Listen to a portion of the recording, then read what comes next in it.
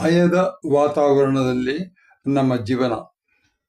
ನಾವು ಇದನ್ನ ಭಯದ ಜಾಲ ಅಂತ ಕರಿಬೋದು.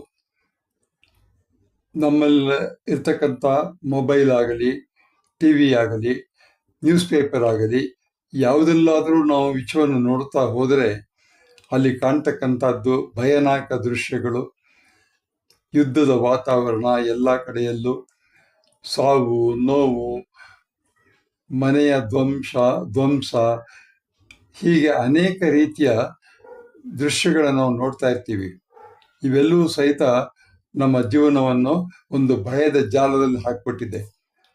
ಹೊರಗೆ ಹೋದವರು ಮನೆಗೆ ಬರ್ತಾ ಇರಲಿಲ್ಲೋ ಅಂತ ಹೆದರಿಕೆ, ಮಕ್ಕಳು ಸ್ಕೂಟರ್ ತಗೊಂಡು ಹೋದಾಗ ವಾಪಸ್ ಬರ್ತಾರೋ ಇಲ್ಲೋ ಅಂತ ಹೆದರಿಕೆ, ಹೆಂಗಸರು ಡ್ರೈವ್ ಮಾಡಬೇಕಾದ್ರೆ ಹೇಗೆ ಮನೆಗೆ ಬರ್ತಾರೋ ಇಲ್ಲೋ ಅಂತಕ್ಕಂಥ ಹೆದರಿಕೆ, ಟಿಕೆಟ್ ತಗೊಂಡು ರೈಲ್ವೆ ಸ್ಟೇಷನ್ಗೋ ಅಥವಾ ಬಸ್ಸಿಗೋ ಅಥವಾ ಏರೋಪ್ಲೇನ್ಗೋ ಹೋದಾಗ ಏರೋಪ್ಲೇನ್ ಬರೋದಿಲ್ಲ ಅಂತಾರೇನೋ ಅಂತ ಭಯ, ರಸ್ತೆಯಲ್ಲಿ ಕಾರ್ ಎಲ್ಲಿ ಕೆಟ್ಟೋಗುತ್ತೋ ಅನ್ನೋ ಭಯ, ಹೀಗೆ ಅನೇಕ ರೀತಿಯ ಭಯಗಳು.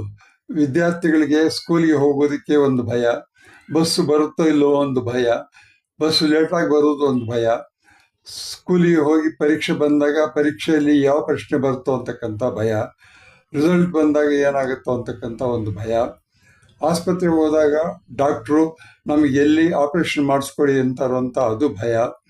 ಹೀಗೆ ಅನೇಕ ರೀತಿಯ ಭಯಗಳು ಹೊಸದಾಗಿ ಉತ್ಪತ್ತಿಯಾಗಿವೆ.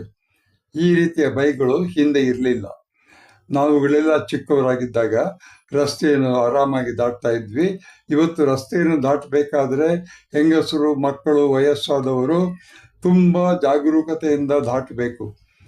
ಎಲ್ಲಿ ಒಂದು ಸೆಕೆಂಡ್ ಹೆಚ್ಚು ಕಡಿಮೆ ಆದರೆ ಹಿಂದಿನಿಂದ ಬಂದು ಯಾರು ಗುದ್ದುತ್ತಾರೋ ಅಂತ ಗೊತ್ತಾಗಲ್ಲ. ಟಿ ವಿಗಳಲ್ಲಿ ನೋಡಿದಾಗಲಂತೂ ಸಹಿತ ಕಾರುಗಳು ಮೇಲಕ್ಕೆ ಹಾರೋದು, ಸ್ಕೂಟ್ರ್ ಕೆಳಕ್ಕೆ ಬೀಳೋದು, ಕಾರು ಗೋಡೆಗಳನ್ನು ತೋರ್ಕೊಂಡು ಹೋಗೋದು, ಇವೆಲ್ಲವನ್ನು ನೋಡ್ತಾ ಇರ್ತೀವಿ.